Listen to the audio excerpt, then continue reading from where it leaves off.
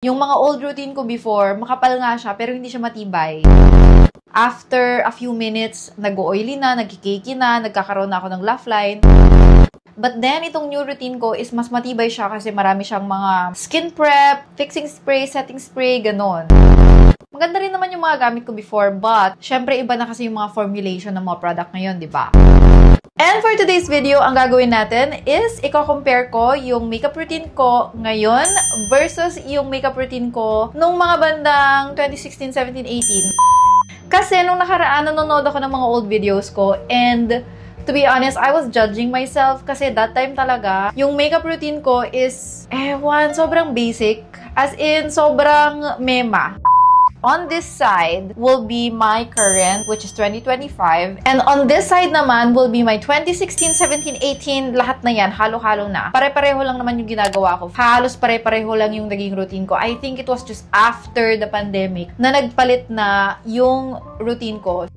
Thank you sa mga sumali dun sa giveaway namin na Dazzle Me Makeup, dun sa One Makeup One Shot. Mamimili na si Jeng siguro bukas ng magiging winner natin sa ating One Shot One Makeup giveaway. So congratulations sa iyo.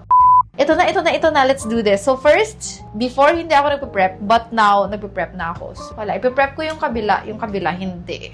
Kasi dati talaga hindi ako nagpe-prep, Zay. Parang diretso primer na lang siya. Ngayon ang dami kong mga cheche bureche. Dito lang yung may lip oil. Dati, walang lip oil yan. Mist. I-mist na rin natin yung kabila. Pero, yung kabila gamitin natin yung Pixie. May ma-mist. Now, nagmo-moisturizer na ako before diretso primer. Ngayon, ang gaganda na ng mga moisturizer na nilalagay ko sa mukha ko. Dati, grabe. As in, kung ano yung condition ng skin ko, yun na yun, guys. Walang skin prep. 'Di ba? So, dito sa kabila, primer lang. Primer lang, sapat na. Lahat naman kasi ng mga tinuturo ko dati, mga basic lang. Basic makeup, hindi naman ako professional. Kung ano lang yung alam ko ng mga basic makeup, yun lang yung ginagawa ko before. So as you can see, ayan, ngayon pa lang makikita mo na yung difference dito sa kabila, glowing. Dito sa kabila is matte na matte. Diba? Sometimes I would also put a base booster or a radiant something, which is something like this. Yung Pixie Rose Radiance Perfector. So it's either a primer or a base booster. Yan yung nilalagay ko now. But then on the other side, obviously, it stays like that. Now we go to foundation. Here, obviously, gagamit tayo ng Maybelline foundation, which is, actually, matagal na ito yung ginagamit ko na foundation. For a very long time, talagang pack na ito talaga yung ginagamit ko. Grabe din ako maglagay ng foundation dati. Gagamit tayo ng beauty blender kasi nakalata ako dun sa mga videos ko before. Hilig ako gumamit ng beauty blender to spread my foundation. Dito sa kabila, ang ginagawa ko is, nagpa-foundation pa rin naman ako, but hindi na masyadong full coverage. Parang sakto-saktuhan na lang. Sige, gamitin natin tong stick foundation ng Easy. Ayan. I love using my Real Techniques 204 brush to blend my foundation now. Kasi ang ganda ng cover and ang ganda ng kakalagay ng foundation pag ito yung ginagamit ko na brush. Before, I would put agad-agad concealer. And before, pag naglalagay din ako ng concealer, sobrang dami. Yan, ganyan. Pero now, konti-konti na lang. And also, a little bit sa parts na kailangan ng cover. Yan. Parang now, nag-spot concealing na ako. Before, hindi.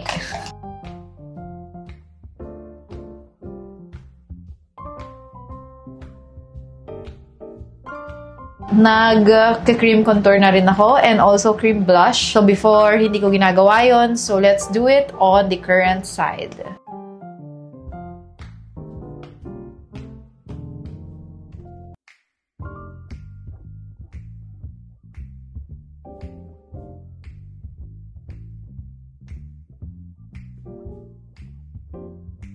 Yung cream contour ko pala, by the way, kanina is gumamit ako ng The Multi-Stick Skin So Good by Sunny's Face in the shade Fawn. Magpa-powder na tayo. So, on this side, guys, alam nyo naman, talagang, wow, pack na pack talaga ako mag-bake before. So, gumamit tayo nitong Huda Beauty dahil matagal na panahon ko rin ginamit itong Huda Beauty na to. At gumamit tayo ng ganitong klaseng powder puff.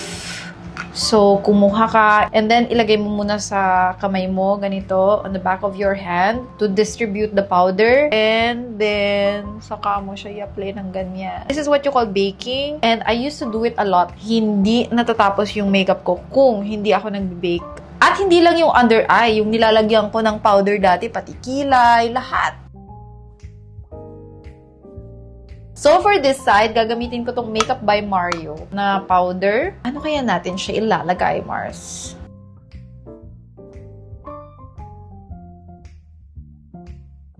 Ayan, ganito na lang ako maglagay ng powder ngayon. Yung side lang na feeling ko kailangan ng cover. Parang the rest, mamaya, lalagyan ko na siya by brush. Pero hindi ko na binibake yung buong mukha ko. No wonder na now, hindi na masyadong nagkikakey yung makeup ko. Before talaga, grabe mag-cakey yung makeup ko. Dito especially sa laugh line. Grabe. Mag-a-add lang ako ng konti pa dito just for the eyeshadow mamaya para lang meron namang sumalo. Ganyan. Okay. Moving on, now we do the kilay. At alam nyo naman na dati talaga, kilay is life. And before, napansin ko na talagang mga eyebrow pencil ang gamit ko. Minsan nga, brown eyeshadow, nilalagyan ng setting spray para mas maging pakak, di ba? Which is, you know what? Actually, yun yung gawin natin today. Kasi na-miss ko rin magkilay ng ganong klaseng kilay. Ito, angled brush. And then, kukunin ko itong aking eyeshadow palette. At dito tayo kumuha ng brown shadow, which is ito, oh. Wow! Perfect to perfect pang kilay yan, Mars! Ayan. Siyempre, babasain pa yan ng setting spray.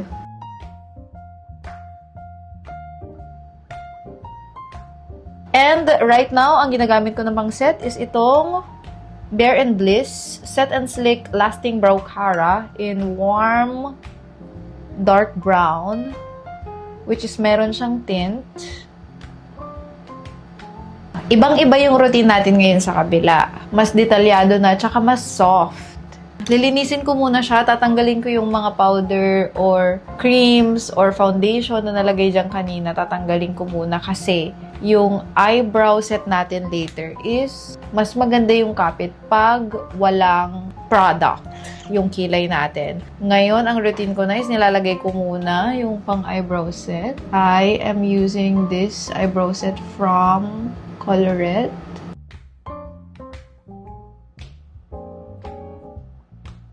So, now moving on, let's do our eyeshadow. Guys, yung mga pinanood ko ng mga videos ko, talagang one solid color, which is yung brown. Ayan, ganito. All over the lid. Tapos, isang metallic. At yun na yun.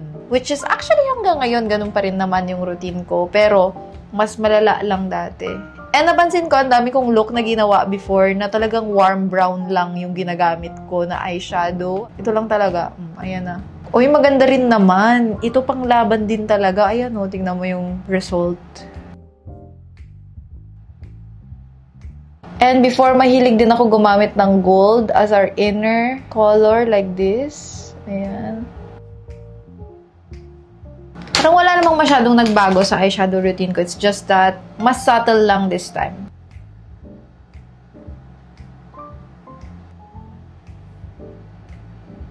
Alam mo, winner na winner din talaga yung mga tunggil natin dati, diba? Ganyan, no? Pinagpa-practicean mo pa yan ng Friday night. Diba, lagi kong sinasabi, pag wala kayong magawa, mag-practice kayo na Friday night. Let's do the other side. So, guys, iba na yung ginagawa ko ngayon kasi ngayon natuto na ako mag-tight line. Ayan. Alam niyo, nag-iiba rin talaga yung routine natin, diba? Parang habang tumatagal. Okay, so gagamit ako ng brown liquid liner just to give my eye lift na hindi masyadong obvious.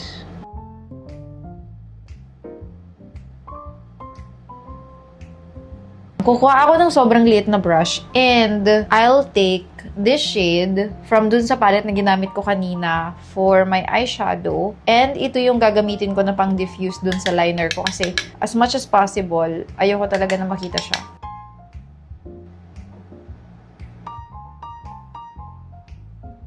Okay, guys, maglalagay na ako ng false eyelashes. So, I'll be back. So far, ito yung result natin.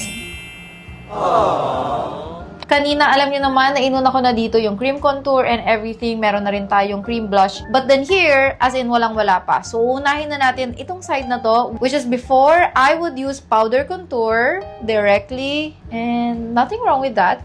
Minsan, ginagawa ko pa rin naman siya. It's just that now, meron na kasi akong cream contour under. Ayan. O, diba? Ang ganda pa rin. I'm using the Vice Cosmetics Latte Brown So Sculpted Contour Powder. Ewan ko kung available pa to. Pero dati, mas wild talaga ako mag-contour. Kasi nga, diba, sabi ko before, huwag ka na mag-diet, mag-contour ka na lang. Pero dahil 34 years old na ako, yes, nagda-diet ako, and yes, nagko-contour pa rin ako. Sobrang toxic ng linyahan na yan nung bata ako, kung ano-anong mga pinagsasabi ko dito sa YouTube. Ayan. Diba? Pack na pack yung contour. And then, sa kabila, actually, ganun din naman yung gagawin ko. It's just that mas subtle lang and mas natural lang. So, for this side, I'm gonna use this contour powder from Izzy, which is currently, ito yung ginagamit ko na pang-contour.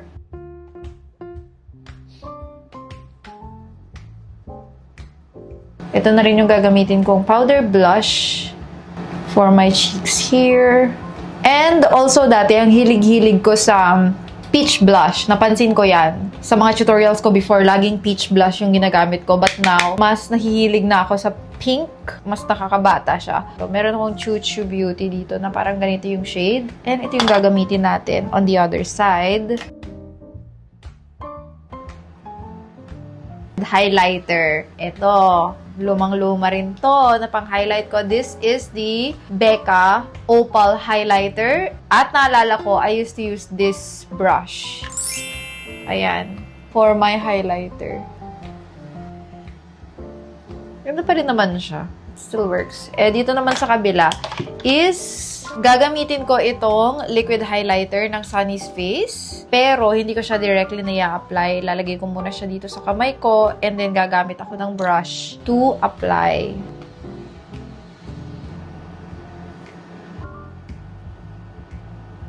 So, lips na tayo, guys. And ang naalala ko dati, kung nagli-lip color ako before, ito na yon, and directly na nilalagay ko yung lipstick. Okay? Sa lips ko. Ganyan. Ang hilig ko na po mag-lip liner. So, gagamitin natin yung... Uy, nasan yung Charlotte Tilbury? Ito, gagamitin ko yung Pillow Talk ng Charlotte Tilbury.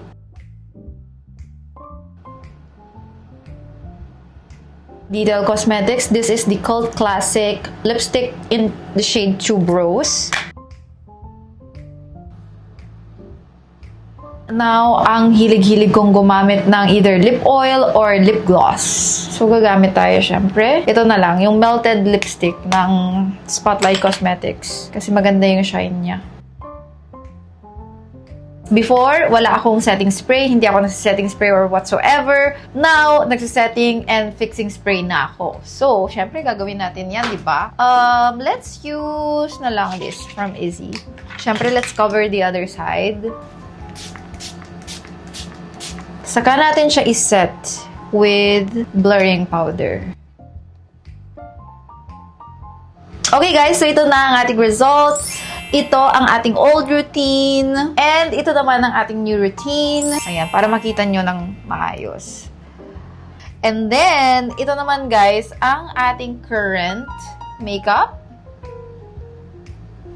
Actually, ang masasabi ko dito sa ating current makeup routine right now is mas madami siyang steps, pero mas subtle siya. Ayan, ilalapit ko para mas makita ninyo yung difference.